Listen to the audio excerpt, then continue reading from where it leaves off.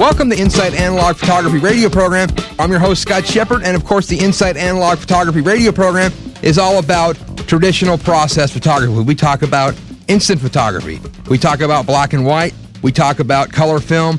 We talk about dry plate, wet plate, you name it, alternate printing processes, everything going on in analog photography. And of course, the Insight Analog Photography Radio Program is brought to you by Fujifilm over at www.fujifilmusa.com/professional. They have beautiful C41 color neg, black and white, color chrome, and of course, instant. Instant film rocks. These guys have so much great things going on right now with instant film. Of course, they have the pack film in 3¼ by 4¼ and 4x5, color, black and white, high-speed black and white, but you know what's even cooler? They have the Instax cameras and film. The Instax Wide is in the country, available everywhere, and of course, right now, brand new, the Instax Mini is now in the U.S. They have cameras. They have film. This Instax Mini is 2½ by 3½. It's the size of a business card. This is really fun stuff. You got to check it out. www.fujifilmusa.com/professional, making life more colorful. Our friends at Richard Photo Lab, the place to send all your film to get developed, proofs, you name it. They got a great workflow going. www.richardphotolab.com, DR5. For the most unbelievable proprietary process to turn your black and white film into positives, into chrome. You won't believe until you get your film back as a piece of chrome will blow your mind. The dynamic range, the latitude, it's just unbelievable stuff. Definitely check it out. www.dr5.com. Iger Studios, Lenny Iger, the place to have high-resolution scans done. You know, a lot of people now are shooting analog. They're using a high-resolution scan. They're making digital negatives on an inkjet, or maybe they're going straight to an inkjet output, but they're making digital negatives and they're printing contact prints. They're doing all the stuff you need to get a high-resolution scan. They're using an Aztec Premier, 8,000 PPI, adjustable aperture. They can give you scans that are basically grain-free. They can adjust it for every kind of film out there. This is crazy stuff going on with Lenny Iger and the guys at Iger Studios. Check them out, igerstudios.com. And, of course, Upstrap at upstrap-pro.com. The camera strap that will not slide off your shoulder. Our media partners, www.apug.org, the Analog Photography User Group, the place on the web for all things analog process. This is a great place to learn, to share information, to get tips and tricks. The community for analog photography, www.apug.org, and of course, our photographic philanthropy partner, George Eastman House International Museum of Photography and Film, www.geh.org, the place to go to find out about the history of traditional analog photography. These people are keeping this alive. They have over 7,000 cameras in their museum of everything that's ever been made, including the Hasselblads that were shot on the moon. You name it. They have the collection. This is a great way to help support. You can be a member of George Eastman House organization. They have a lot of great things going on, but this is something you can do to help give back to photography, to help keep traditional analog photography alive for generations to come. Definitely check them out, www.geh.org. This week on Inside Analog Photography Radio, we're going to have with us Gary Gumanow. Gary is a black and white fine art documentary street photographer out of Austin, Texas. Gary's been doing some beautiful work. We found him on APUG, looked at his beautiful photography. You should check out his Flickr stream. He's doing some really cool street photography, traditional, great black and white, just beautiful work. Gary, how you doing today? Oh, fine. Thanks, Scott. Thanks for joining us on Inside Analog Photo. Great to have you on the program this week. I had found your stuff on Flickr, and I was just intrigued by your beautiful black and white work. I know you've been doing some posting and some stuff going on over at APUG. So I just wanted to get you on the program today to talk about yourself, how you got into photography, and then we can just chat about what you're shooting and how you're doing this stuff. So tell me here, Gary, when did you get into photography?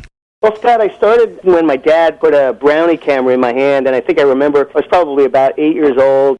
I had a project for my class where I had to go document church doors in the town where I grew up in Long Island. Sort of got hooked at that point where I could see the result of what I saw with my eyes through the camera in a finished print. So did you continue on doing this stuff all when you were a kid through school, high school, college? How did your photography progress to the point to where you had to go out and make a living? Well, let's see. When I was about 8, my dad was sort of an inspiration for me. He had a heart attack probably about the time that I started photography, so he was around a lot more than most dads are. He went back to college at that time and was working at the school paper, and there was a darkroom at the school paper. This is in the late 60s. He had long hair and a beard and was a graphic artist before that. So I got to hang out with some of his college buddies who were probably in their 20s at the time. First saw my image come up through the developer probably when I was about 9 years old, and have been hooked ever since. So through high school, I had a dark room in my house, saved up my newspaper route money, cutting grass, odd jobs around, bought myself my first dark room probably when I was about 14 years old. Worked sort of the typical photography route of the high school yearbook, high school newspaper. My dad had died when I was about 11, so he had been gone through that time. I was getting ready to go to college and had picked out RISD. Had my aspirations probably pretty high. My dad being an artist throughout his whole life and struggled to make a living. My mom said, well, have you thought about computers? This is probably late 70s, early 80s when personal computers were just coming online. And I took an aptitude test for computer science, and I've always been good at math, so I went through a computer science program at that point. Sort of put the camera down for college. My mom said, she's a smart woman, said, hey, you could always do this as a hobby when you get out or during college. So that's pretty much how I went through sort of my teen years, through high school, through college. So let's move fast forward here. You did all that stuff. You got married. You had a bunch of kids. Tell me when you got back into photography and what brought you back into photography. Well, I had 3 kids. You know, life happens. You put the camera down. It's funny, I didn't take many portraits of my kids growing up. We had a friend who was a great child photographer, and she took most of the portraits of our kids that I've got hanging on my wall. When I worked for a computer company, we got a sabbatical every 7 years. So I took the sabbatical and I learned how to scuba dive. And my wife got me a little digital camera. It was a little PowerShot camera. And while I was scuba diving, she was on land because she doesn't scuba dive. She took my camera around. She's a theater director and a theater professor. She sees everything in the camera as a stage. So she was composing all throughout the time that I was scuba diving, and she had a great time with it. When I came up for air, she wouldn't give me the digital camera back. So I said, well, geez, it seems like you're liking it. Let me get my film cameras out. So I started taking out my film cameras, and one thing led to another. I thought, okay, well, now that I'm shooting film again, why don't I just put a darkroom together? And this was probably 2005 when I got back into it sort of head first. Got back into 35-millimeter film. Wasn't happy with the quality of the shot that I was blowing up 8x10. So I started looking at medium format films and was really impressed with the tonal range and the quality of the image at 8x10 with medium format. So let's talk about how your photography has progressed from when you started back doing this again. I think if people look at your work, how would you want to classify your photography? As street photography, what do you like to do the best? Well, I kind of mix it up a bit. I like to, when I'm getting sort of in a rut, or when I think that, hey, I'm going to go out and take some photos today, or if I'm going to go on a trip someplace, I kind of think in terms of where I'm headed and what sort of traffic, what sort of subject will be in front of me. Sometimes I'm shooting spaces that are more shapes, more conceptual, more thought out. If I'm in a high-traffic situation where there might be a lot of people, I might shoot more 35-millimeter or street-type photography. People think if you're shooting on the street, it's street photography, and it sort of has become a buzzword, if you will, these days. Some people think that it's got to have people in the shot in order to be a street shot. It's got to be shot on the street in an open place. But I tend to look at where I'm going to be and what I'm going to be shooting. I typically have my cameras with me at all times. So I'll have the Rolleiflex in the bag, and it has an 80-millimeter lens, so it's more of a normal type lens than a wide angle. And for street shooting, where I'm shooting faster pace, lots of action, lots of people on the street, I tend to shoot a lot wider at 28 millimeters. And then for objects and subjects, I've gotten a Hasselblad SWCM. That gives me a wider square where I can get a lot more depth of field, where something can be very close to the camera and something very far away to compose, sort of giving me an obstruction to what I'm seeing. So I tend to mix it up. Today I was actually shooting some pinhole, which I really enjoy. Sort of slows it down tremendously, and I can't even see what the whole frame is going to be. So I've got to sort of picture that because there's no viewfinder on the pinhole. I like to mix it up, and if I think that I'm getting in a rut or if I'm shooting in a particular way too much, I like to sit up and maybe use a different camera, maybe go after a different subject matter. What do you find that if you had one camera to take with you, what would it be? They said, Gary, you get one rig today. Oh, one camera, that's a tough one. I would have to say it would be the Rolleiflex. I really love the square frame. It's really been speaking to me lately. It lets me shoot on the street, people where they're not necessarily aware of me shooting them, so I can shoot more candidly. And there's just something about the quality of the image when you're shooting with that optics. So I would have to say it's probably the Rolleiflex because it gives me sort of both worlds. Do you find that using the twin lens, the Rolleiflex, that you can sort of blend in easier?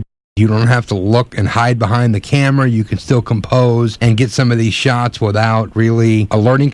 Because I think people look at your photo stream on Flickr and some of the other stuff you've been posting on. You have a lot of great candid people shots, and I think anymore a lot of people are afraid to do this. Yeah, I kind of like the interaction I get with people. I kind of look for people that might look interesting, and the eyes are very important to me. Making eye contact sometimes with people, and with the twin lens, sometimes they see me, but they don't know whether they're to look at the camera or to look at me. Because I'm looking down through the viewfinder on the Rolleis. So they're kind of looking at me, they're looking at the camera. I will tell you, though, that with the Rolleiflex on the street, it's sometimes a problem because people want to come up and talk to me about the camera. They haven't seen a camera like that since they found their grandfather's in their attic. So it's sometimes more of a problem than something that's good to be carrying around. But I still love to talk about it. It's a great tool. It's a beautiful camera. I do like the incognito, but I also do like the interaction when they notice me. And when they compose themselves is sort of what I'm going for in my shot. What have you found from reactions of people on the street when you're shooting? Have you had people freak out, put their hand in front of their face, run away, get aggressive? Tell me about some stories of being out shooting real life. Well, I got into shooting people. For the longest time, I would shy away from shooting people, mainly because I was afraid of that confrontation. The thing that's beautiful about the Internet is about sharing photos and sharing ideas. And I've seen a lot of other street photographers working on the street and what the sort of bedside manner is, if you will, where after the shot, it's like saying, hey, thanks a lot, or you guys look great, or maybe not even saying anything at all and just walking right past them. They never even notice. But it's more of a sort of a chuckle after the shot if I think that there's going to be any sort of confrontation. There was a shot I took in New York City. I was on the street in front of Port Authority. And I was just watching the traffic, and like a 21-year-old kid came up to me and said, hey, you took my picture, and I said, so, you're on the street, you're in a public place, and started pushing. I was trying to protect my camera, he pushed me again, I said, it's totally illegal to take pictures here in the street, you're here in the street, and he says, I'm going to go get the cops. So I said, I'll go with you to get the cops. So being from New York myself, I knew where they hang out in Port Authority. Basically said, this guy is pushing me around, and he said I was a pervert and all this stuff, and that I punched him. And the cops basically told him, look around, you'll see that there's more cameras around than just this one guy. So that was probably the most intense confrontation that I had to date, and that was probably about 4 years ago.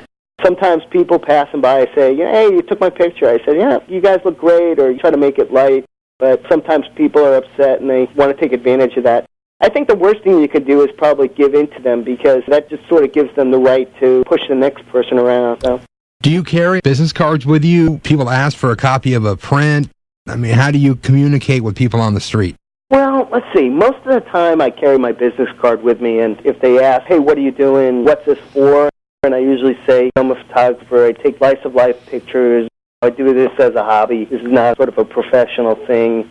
And I give them my business card. If they have any questions, they can contact me, or if they want a print, I'm more than happy to give them a print. Nobody's really asked me for a print so far to date, but it hasn't really been a problem. Like, I've given my business card to people who have been upset by the whole thing, and I never really get an email or any sort of phone calls. So it's never really been a problem. So you have no worries about just standing in a crowd of people and just grabbing the Leica or the Rollie and just put it up and start clicking? Absolutely no problem, no qualms at all. I will tell you this, though, that I went to Mexico City last summer. My daughter was studying Spanish in Mexico. I took a look at my shots afterwards, and I saw the prints up on the wall. And I was thinking about going to Mexico City again to shoot, and I looked at the pictures that I got. I was kind of terrified by the looks that I got. So I was like, maybe it's a dangerous place. Maybe I shouldn't be walking around with my Rolleiflex in broad daylight like that. They always claim that Mexico City is sort of dangerous. Yeah, they say that, and I listen to that, and I'm very careful to that. And if you're not very familiar with being in a big city, I would say that you'd need to be very careful and very aware of your surroundings. I grew up most of my life around New York City and lived there for most of my life, and can tell you that I've kind of learned to watch out for things. Nobody's going to mug you from behind. They're going to sort of pass you and do something from the front first. So there's all sorts of things to be careful of, to watch out for. I would say Mexico City is a big city. If you haven't spent a lot of time in the city, it's probably something that you want to do before going to another culture. Spend some time in a big city where you live and get accustomed to your surroundings and watching out what's behind you on the sides and stuff. Go hang out in the Bronx for a few weeks and then you're ready to go. Yeah, exactly. So, talking about gear, of course you have the Rolleiflex. Tell me about the other stuff you're shooting. And glass. What do you like lens-wise? Well, with the Rolleiflex, I've got the planar 2.8. When I got it from the original owner up close to Tacoma, Washington. He was an engineer with Boeing, and he bought it in 1954 for about $275. I was looking for one for a long time, and at first the results that I was getting from it were sort of flat in contrast, but the detail just blew me away. When you blow something up and you can see the stitches on someone's jeans, it's the difference between contrast and sharpness. And that just blew me away. And I got into medium format with the Mamiya 645. And I didn't see that level of detail with the Mamiya glass that I saw with the Zeiss planar. So there was a big difference there. Then when I wanted to start to shoot people on the street, I started shooting with my Mamiya. But the lens was just too big to put into people's face, and people saw me, and it was too heavy to sort of wield around. So I started looking at rangefinder cameras. And the rangefinder camera that I always wanted since I was a little kid, I saw that Andreas Finninger book, where it's that portrait of a kid looking through a Leica. Yep. I was blown away by that picture and always wanted to get a Leica camera. Just the feel of it was just amazing. And my wife said to me, "You've always wanted this camera, and you are your dad's age when he died. What are you waiting for? You can afford one. I mean, the price of film cameras has dropped dramatically. What are you waiting for? You can afford to pick up one used." So I contemplated it because I didn't like 35mm quality images blown up even to 8x10 or 9x6. So it took me a long time to say, okay, let me check this out. I looked into Leica, and I looked at the quality of the image, the graininess or the lines per inch that you could get. The quality of the image, even blown up at 8x10, was sharper than anything I had seen prior to that. For street, I started shooting with a Leica, which to this day, every time I pick it up, I can't believe that I get to shoot with this. I grew up in a family where we didn't have a lot of money, and I still, to this day, cannot believe I get to shoot with the cameras that I get to shoot with. It really sort of blows me away every time I open up my camera bag. It's really amazing. With the SWCM, the thing that really sort of sold me on that was I'm a huge fan of Friedlander, and I love the geometric shapes and the depth of field that he got with the SWCM, actually still gets. I started looking at that to get more of a foreground, background type image compositionally. What we see is different from what the picture looks like. There's that stop sign or there's that pole in the way, but our eye doesn't see it when we're just walking down the street. But that's what I want to show in the photo. So I almost walk around things to obstruct whatever it is that I'm looking at to make it more interesting compositionally. And with the SWC, I'm able to get a whole lot more depth of field with the 38 Biogon. And I just really love the results that I get from that lens as well for that type of shooting. Lots of different glass, lots of different styles of shooting. I think the Rolleiflex, the Hasselblad, and the Leica support the types of shooting that I'm really enjoying right now. So let's move on to emulsion film. You have definitely a love for black and white. Mm-hmm. Tell me about what you're shooting and how you're exposing for what you're shooting, because you have some great contrast in your images. Tell me what you're shooting. What kind of film? Well, for medium format, I've sort of selected Neopan 400. It's a fast enough film to give me latitude in lots of different light situations. The size prints that I'm doing for medium format, the biggest I've done so far for medium format has been 11 by 11 square. Blowing it up to that size, a 400 speed film has given me enough detail in the film so I'm not bumping up against sort of a very grainy type image. I still get the quality that I like with the Neopan 400. In terms of exposure for the medium format, I'm shooting it at 400 and I'm exposing it for 400. And I typically take an incident light reading when I get the chance. If I'm shooting with the Rolleiflex and I'm shooting street, I'm shooting people, I don't really have a chance to go up to them and take an incident light reading off their face. So that would be kind of tricky to do. But I typically go up to something, take several different light readings. I try to expose for the shadows, so I go up to a shadow area, take a light reading, sort of average that out with what I think the bright spots or the highlights of the photo, and I set my camera according to that. I've dialed in sort of a developer for that where I'm using D76 1:1 at 20C or 68 degrees, and I've got my development process pretty well set for that film. And I kind of like that. I kind of know what I'm going to expect when I develop the film and develop for the contrast that I want in those images. For 120, I'm typically shooting Neopan Fujifilm 400. And for black and white street photography for the Leica, I'm shooting Ilford HP5 Plus, and I buy that at 500 feet a time.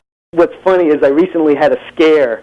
I went out to one of the websites that sells film and saw that Fujifilm Neopan 400 was out of stock, and the non-USA version was discontinued.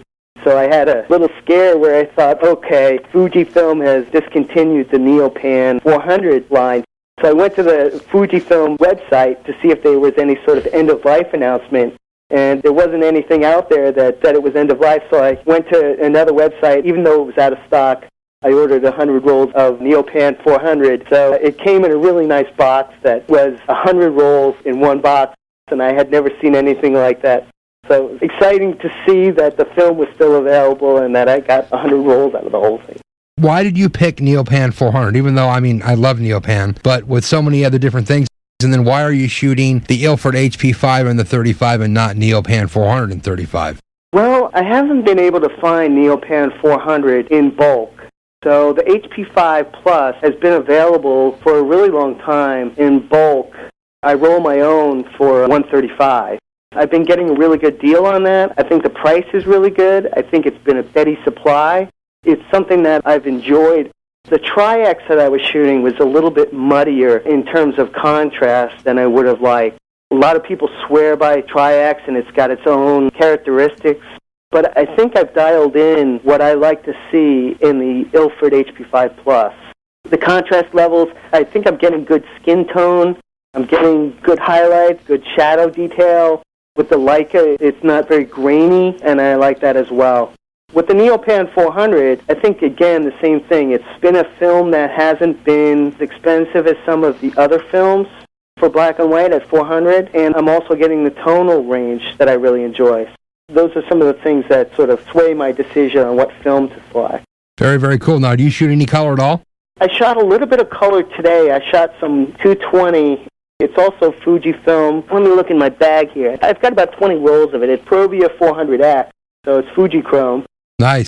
A daylight film, and transparency. 400X, that's yummy stuff. I haven't seen the results of this yet, so I'm really anxious to see that. It is really cool. You can push and pull that at least a couple stops. I've shot that stuff before at 1600. Mm-hmm. Pretty tasty. Okay, I'll take you up on that. I'm going to try that.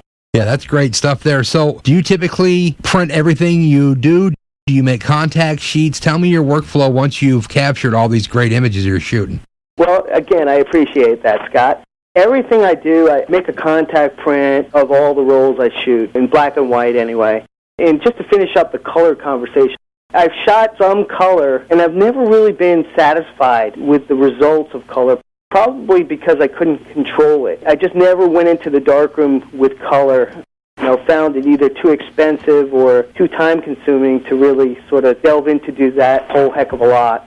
But in terms of my process for black and white, I'm on vacation right now, so I shot about 6 rolls today, 5 rolls yesterday. I'm going to be home probably with about 25 rolls of 120 and probably about 10 rolls of 35 millimeter. I'll typically have a backlog of about a month where these rolls of film will be in a drawer in my darkroom before I actually develop the negatives. But once I develop the negatives, I print contact sheets of everything I do. I travel for work probably 20-25% of the time, and typically what I'll do is you'll see me on an airplane with the contact prints and the magnifier looking over contact sheets, trying to decide which frame to print. So I write on the back which frame I want to print, and typically by the time I get home or I get time to print those prints, I still have prints that have been backed up now from August and September that I haven't made the work prints from yet. I kind of like that because by the time that I get ready to print, it's maybe 3 or 4 months after I took the picture. It gives me a lot more time to be objective about the shot and decide whether it's a good shot or whether I was just sort of caught up in the moment and the emotions of the shot, the people that were there or the situation or everything surrounding the event, that, okay, I think this is a good shot. And with film versus digital, for me, it's given me the time away from the shot to decide for myself whether I think it's a good shot. So that sort of lays out my process. I go through it. I write the numbers down. Typically when it comes time to make a work print, sort of a first print, I choose at that point whether I want to make the print, because sometimes a month has gone by between the time that I wrote the number down on the back of the contact sheet and making the work print at that point. It's a couple of month process, and it's something that I really enjoy. I'm typically in the darkroom in the middle of the night. I got my iPod going, Elvis Costello in the background. Printing is something that's almost a different art form from photography itself. And it's sort of another art form that I really enjoy as well. It's something that I think as more and more people move to digital sort of gets missed in terms of controlling the output or the whole process of making a print. That's the whole deal. I mean, if you don't have a print, you don't have a photograph. So you can take all this great film and shoot it all and develop it and make contact sheets and scan it. But you know something? If it's not in your hand, it's not a photograph. It's not a print. If you don't have the print, you don't have a photograph. Yeah, it's funny you say that because I typically, for 35 millimeter film or 135, I print everything as big as I can on an 8x10 sheet of paper. So I print the full frame, and typically if the picture isn't a good picture full frame, I don't think I've cropped a picture in the last probably year. So if it doesn't work for me as a full frame, I typically don't select it. I like to frame up in the camera. So I print out typically 9.5, 9 3/4 by about 6 1/4. And that gives me the black borders around the shot. Yep. And typically I'm good with that. By the time I've got the exposure dialed in the print, I'm usually good to go. And I put them in a stack in my closet. And recently I had a photo show at a coffee house in Austin where I live now. It was time to get ready to mat stuff and frame stuff. Some of my friends who shoot digital had to go and find a place to print out their photos, and they had to figure out, dial in the exposure with the printer. And that's something that really bugged me about digital, is trying to print. Your ink cartridges have to be just right, and you've got a 6-ink printer, and one of your ink cartridges is down. This is funny. I can remember getting back into darkroom work and seeing the print for the first time in probably 30 years come up in the developer and thinking, oh my God, this is using so much ink. It was one of those moments where it's like, no, you idiot, this is the process of making a print. And this is the picture developing with the silver grain and all the chemical reactions that happen in the developer. It was one of those aha moments where it's like, wow, this is free almost. You don't have to worry about running out of this kind of ink kind of thing. So getting back to what I started, I could just go into my closet, pull out my prints, and mat them and frame them. And it was such a simple process to just be able to reach into my closet, grab my prints, mat them, and frame them, and I was done. It wasn't this whole process, oh my God, I've got to find that image, oh my God, I edited that image in Photoshop, now I've got to go out, do that same thing again, and where did I do it, and what's the final image, and how do I get this over to the printer? That whole stress factor of getting your photos ready for a show was just sort of already done. And I just had to go through the process and the exercise of getting the mats and framing them and getting them ready for the show. It became a whole lot easier. This last show that I did in Austin, though, I decided to actually print a little bit bigger, so I printed on 11x14 instead of 8x10. I had to actually go back into the darkroom and print again. So the second show I did in Austin wasn't as sort of streamlined, if you will.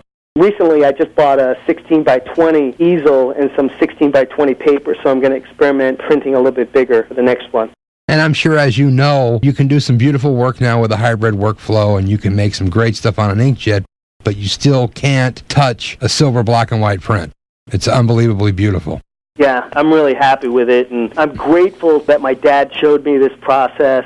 I taught my kids how to do it, and my 14-year-old is in the darkroom with me.